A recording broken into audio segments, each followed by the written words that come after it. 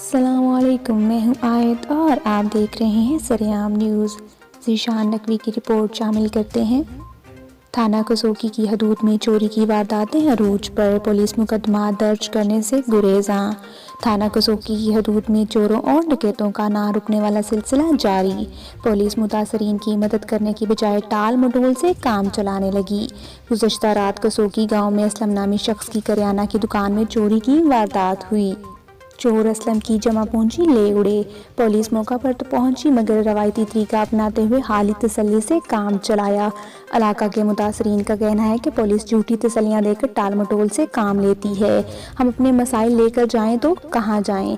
تھانہ کسوکی پولیس جرائم پیشہ عناصر کو پکڑنے میں ناکام ہو چکی ہے۔ اہل علاقہ کا ڈی پی او حافظ آباد سے فوری نوٹس لینے کا مطالبہ۔ مزید اپڈیٹس کے لیے دیکھتے رہیے